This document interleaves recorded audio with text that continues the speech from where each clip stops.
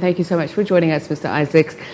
I mean, 1.5 million, it does sound like a lot of people, but in relative terms, not so much. And it's not all at once, according to the ministers. It'll happen gradually. So what are we expected to see from this pronouncement?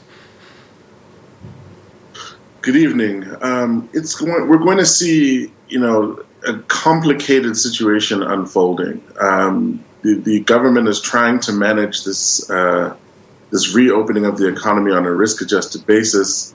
Obviously, we cannot be locked down completely forever, which may be the right decision from a public health perspective. Not so much forever, but as long as the infection rates dictate. But obviously, for the economy, for social reasons, for people's ability to earn livelihoods, and because for the broader health of the economy, we need to start partially resuming economic activity while trying to manage risk. The challenge is going to be that the economy does not work the economy is very interconnected. It's very much relying on different pieces and different things across sectors. So it's going to be quite difficult to manage this. For example, if you're a manufacturer, which is allowed to reopen, you need your suppliers to be open. If you are a mine, you need all the businesses that provide technical equipment and services and raw materials to you to be open. And similarly, many of these businesses will also need goods from abroad. And so all of these interconnections need to kind of work in concert, which is going to be challenging. But isn't that the point, though, that it's almost somewhat of a test run, as you say, that they are interconnected, and what you're doing here is opening up those sectors that will pretty much kickstart others? Yes, that's exactly right. And I think that's what we're seeing through this risk-adjusted approach is government carefully trying to see what can we bring back, those activities which are lighter touch, which rely less on individuals working in close proximity to one another. So, for example, on the mining front, obviously open cast mining, where you have primarily miners that are working inside, big machines, earth movers, and equipments that dig up a bunch of ore and then transport it in trucks to other places. That's a very different beast to, underground mining, where you have miners physically working shoulder to shoulder with one another, which obviously involves much more contact and involves much more adjustment. Similarly with manufacturing, with assembly lines, which we obviously know that factories are increasingly automated, including the car industry, which is such a big industry in our economy. And so manufacturers all over the world are facing the challenge of reconfiguring assembly lines. Similarly, we know that, many white-collar professional jobs allow people to work from home, and that will continue well into the future, beyond the regulations. People are going to be making adjustments to be safe, and businesses are going to be making adjustments to reduce risk of workers contracting COVID-19, as well as reducing overall anxiety. So this is going to be the new normal for some time to come. I want to look at, if you will, some of the positives. Will this release, or at least opening up of the number of employees going back to work, 1.5 million people, not mean that there'll be greater testing and screening? Because this is what companies will be obliged to do. It's only those who are capacitated to ensure that people are not only protected in the environment that they work in, but they are screened and tested. Well, certainly the testing has to increase at a rapid rate for our society to stay on top of understanding how the disease is spreading and to limit its spread. We have been ramping up testing in the early days of lockdown. It was, 1,000 or 2,000 tests a day. It ramped up to as much as 5,000 to 7,000 tests per day.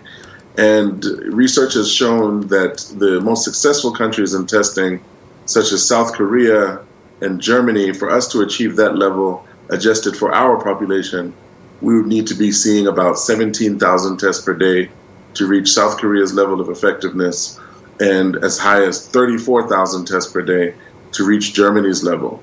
So as government has gone much more granular, saying that there will be obviously these different levels, levels 1 through 5, as well as these levels now being adjusted even provincially and potentially even at district level, all of that, the effectiveness of that nuanced approach is going to depend on widespread testing to make sure that government actually has the facts as to what they are on the ground in terms of the rate of spread. And I'm glad you mentioned a country such as South Korea. We've seen around the world there's been various levels of lockdown or restrictions, and South Korea is one of those that didn't shut down. So what can we learn from there? Because a great part of it also does have to do with state trust, doesn't it, in terms of allowing economy or businesses to boost their economy through, at least some level of autonomy. Correct. South Korea has been extremely successful in managing testing using technology, having a very efficient state, and they obviously have had the benefit of previous health crises such as SARS, and so they have built the infrastructure to be able to track and trace. They have apps and phone apps that are able to give you alerts as to how many people nearby have tested positive, if there have been any public places where people who have tested positive have recently been, that's allowing people to get away. But I think that, so it's a learning curve, it's a steep learning curve. And so I think we need to continue to commend the government. I think the government challenge now is going to be around the complexity of communication. So it was very easy to communicate to everyone, okay, there's a lockdown, stay home, this is what you're allowed to do, this is what you're not allowed to do. But as it becomes more complex and more nuanced to say, depending on different days and where you are, there are certain things you are allowed to do, certain things that you aren't. The communication is going to become more complex, which I think is going to be a challenge. And so it's going to be difficult. It's going to be challenging.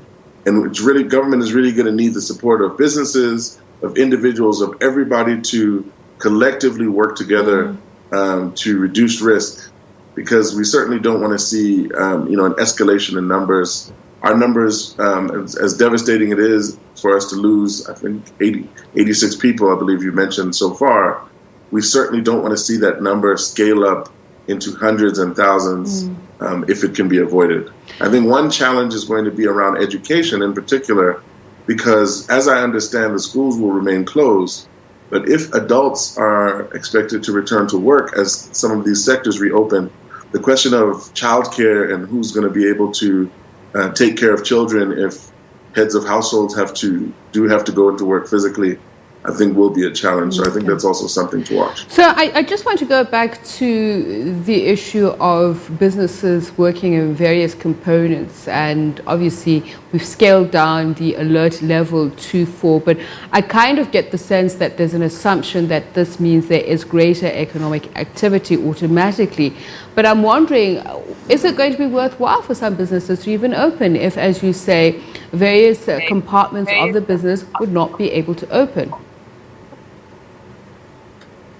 Well, there's certainly going to be a feeling out process. We're going to need to see we're going to need to see information flowing very quickly from government, from sectors to business level and back up, to make sure that as these regulations are implemented, as this phased reopening happens, that all of these kinks are worked out.